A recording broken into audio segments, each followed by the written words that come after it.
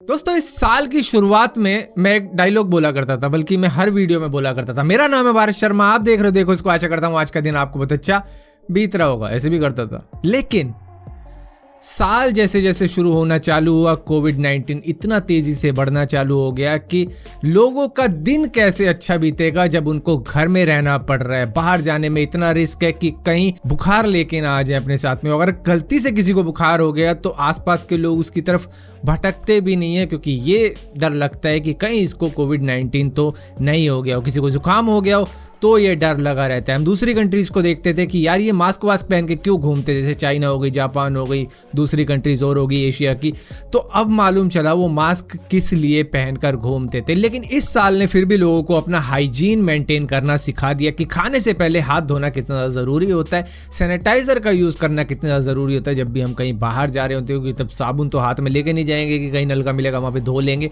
तो फिट रहना थोड़ा बहुत सीख गए हैं इस साल से हम, जिसकी वजह से इलेक्ट्रिक बाईसाइकिल और नॉर्मल बाईसाइकिल की बिक्री इस साल में पिछले 2 सालों के मुकाबले में सबसे ज्यादा हुई है। हालांकि पेंडेमिक में भी हम रुके थे काफी ज्यादा, लेकिन फिर भी इस साल की बिक्री ज्यादा हुई है। इससे पता लगता है कि भैया लोग अब हो गए हैं अलर्ट अपने आप को फिट रखने के लिए। तो क्या आप भी हो अलर्ट या फिर घर में ही लोट मजे कर रहे हो? दोस्तों स्पेस रेस के बारे में तो आपको मालूम ही होगा, जिसमें 2 कंट्रीज की रेस हो रही थी। एक हो रही थी सोवियत यूनियन की, एक हो रही थी यूएस की। ये दोनों ही चाह रहे थे कि स्पेस में कुछ ऐसे झंडे गाड़ दें हम जो कि हमारा नाम कर दे। जैसे कि यूएस कहने लग गया कि भैया मैं चांद पर हो आया हूँ, मैं चांद की मिट्टी ले आया हूँ, मेरे एस्ट्रोनॉट कई बार चांद पर जा चुके हैं। जिसके बाद में सोवियत यूनियन बिल्कुल शांत हो गया कि ठीक है भाई तुम जीते हम हारे, चलो दोनों मिलके बनाते हैं इंटरनेशनल स्पेस स्टेशन जहां पर हम दोनों ही राज किया करेंगे। और दूसरी कंट्री के भी अगर कोई आना चाहेगा एस्ट्रोनॉट तो उसको भी इनवाइट किया जा सकता है। लेकिन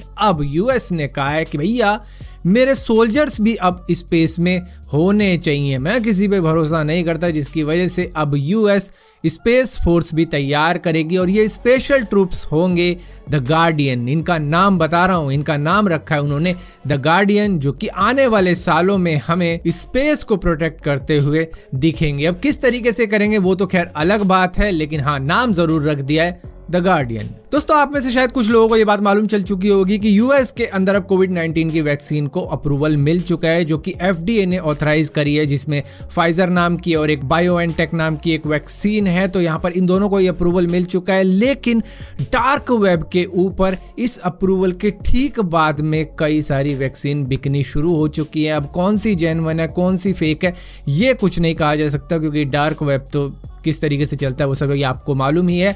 सो यहाँ पर देखो बहुत से लोग वेट कर रहे हैं कि ये वैक्सीन हमें कब मिलेगी, खास करके यूएस के अंदर जहाँ पर कंडीशन थोड़ी सी ज़्यादा ख़राब है दूसरी कंट्रीज़ के मुकाबले में, क्योंकि वहाँ का रिकवरी रेट इतना अच्छा नहीं है और वहाँ के पेशेंट भी ज़्यादा हैं। तो वहाँ पर सभी लोग वेट कर रहे हैं कि हमें ये डोज पहले मिल जाए, जिसका फ़ायदा अब डार्क वेब वाले उठा रहे हैं। ऐसी नकली कह सकते हो, क्योंकि एग्जैक्टली तो कहा नहीं जा सकता, क्योंकि डार्क वेब पे कोई गारंटी नहीं होती किसी चीज़ की।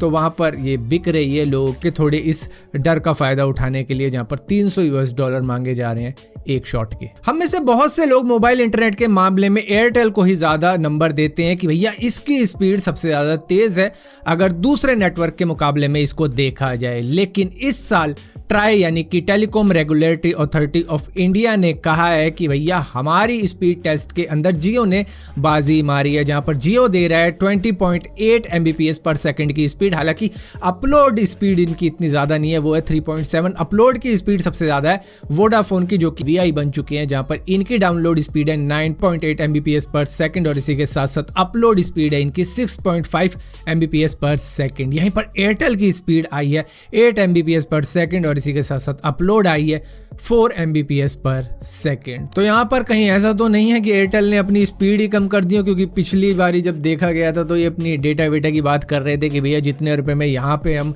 डेटा दे रहे हैं वो काफ़ी ज़्यादा सस्ता है, उतने में हम सस्टेन नहीं कर पाएंगे। स्पीड तो कम नहीं कर दी उस चक्कर में। हम सभी गूगल को काफ़ी ज़्यादा यूज़ करते हैं, उसकी कई सर्विसेज को यूज़ करते हैं, चाहे उसमें जीमेल हो, यूट्यूब हो या फिर दूसरी सर्विसेज हो। गूगल सर्च इंजन तो नॉर्मल ही है, लेकिन यहाँ पर कुछ वक्त से काफ़ी ज़्यादा स्ट्रगल स्ट्रगल कर रहे हैं। कई बार आपने देखा होगा कि भैया टाइम आउट आया जा रहा है, सर्वर क्रैश हो गया है, वो वेबसाइट लोड नहीं हो रही है, तो ये दिक्कतें चल रही हैं इनके साथ में। अभी परसों नरसों की बात है, 5 बजे से लेकर 6 बजे तक किसी का चल ही नहीं रहा था यूट्यूब और किसी के साथ जीमेल, और आज भी कुछ ऐसा ही हुआ है। तो मैं आपको बता दूं, ये इनका सर्वर का इशू चल रहा है। दरअसल अक्टूबर के वक्त से ये जान चुके थे कि भैया हमारे सर्वर का जो इंटरनल स्टोरेज है वो भर रहा है धीरे धीरे, जिसकी वजह से आपने देखा भी होगा इन्होंने कई सारे नोटिस भी दिए थे कि भैया जिन जिन का डेटा लोग यूज़ नहीं कर रहे हैं और उन्होंने गूगल ड्राइव पे अपलोड कर रखा है तो वो उनको डिलीट कर देंगे अगर वो अनयूजेबल है और ट्रैश में पड़ा हुआ है। तो यहाँ पर ये सारी चीज़ें तो इन्होंने करी अपनी इंटरनल स्टोरेज को बढ़ाने के लिए और ये सारी जो अनयूज्ड फाइल थी उनको हटा के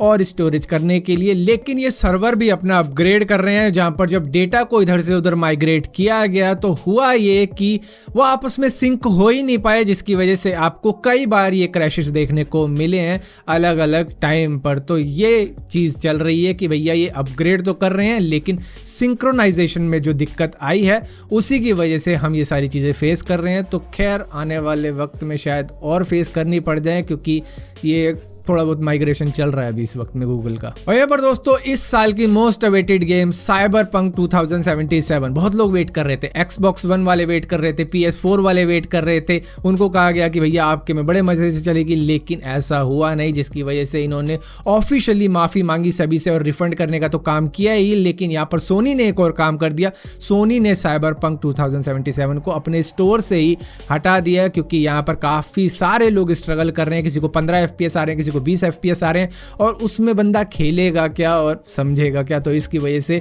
उन्होंने रिफंड का कहा, सोनी ने इसको हटा दिया। हालांकि वो कह रहे हैं कि हम एक अपग्रेड लाएंगे, शायद जनवरी फरवरी के वक्त में 2 ऐसे पैचेस आएंगे जो कि फिक्स कर देंगे इस इशू को लास्ट जनरेशन कंसोल के लिए। दोस्तों बेशक से ये साल हम सभी के लिए सबसे बुरा साल रहा हो, लेकिन किसी एक बंदे के लिए सबसे अच्छा रहा है, जो कि अब सबसे अमीर लोगों की रेस में शायद सबसे तेजी से आगे बढ़ रहा है। नंबर 1 पे तो है जेफ बेजोस, जो कि 182 बिलियन के साथ में नंबर 1 पर है। लेकिन एक शख्स जो $9 बिलियन पे था इस साल की शुरुआत के वक्त में, लेकिन अब जा चुका है वो सीधा $162 बिलियन की नेटवर्थ पे। तो यहाँ पर इन्होंने $140 बिलियन ऐड किए अपनी नेटवर्थ के अंदर, और वो शख्स है एलॉन मस्क, जो कि बहुत तेजी के साथ में पैसे बना रहा है। तो यहाँ पर ये सिर्फ $20 बिलियन दूर हैं जेफ बेजोस को पछाड़ने से इस नंबर 1 की रेस के अंदर। तो यहाँ पर हैरान मत होना अगर आने वाले 1-2 महीने में जेफ बेजोस को ये बीट करके नंबर 1 स्पॉट पर आ जाएं और दुनिया के सबसे अमीर आदमी बन जाएं।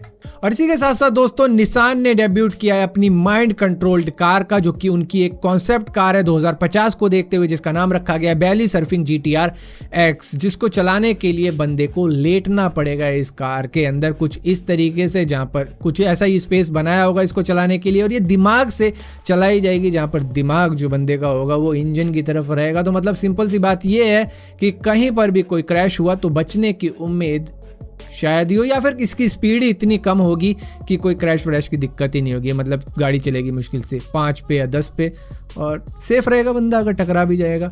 और इसी के साथ साथ दोस्तों व्हाट्सएप भी लाने वाला है नेक्स्ट ईयर डेस्कटॉप के लिए वॉइस और वीडियो चैट। हालांकि आप कनेक्ट तो कर पाते हो अपने मोबाइल के व्हाट्सएप को अपने डेस्कटॉप से, लेकिन उसके साथ में आप वीडियो कॉल नहीं कर पाते हो, आप वॉइस कॉल नहीं कर पाते हो, लेकिन अब कर पाओगे इसके साथ में, और अपने वेबकैम को भी यूज़ कर पाओगे और अपने हेडफोन को भी यूज़ कर पाओगे कंप्यूटर के। तो फिलहाल के लिए दोस्तों इस वीडियो के अंदर इतनी अपडेट्स थी। अगर ये वीडियो आपको पसंद आती हो तो इस वीडियो को लाइक जरूर करना, शेयर जरूर करना, और इसी तरीके की और वीडियो देखने के लिए चैनल को सब्सक्राइब जरूर करना। तो सब्सक्राइब किया है तो बेल का आइकन जरूर दबाना, वरना आपको मालूम नहीं चलेगा मैंने कोई वीडियो डाली भी है।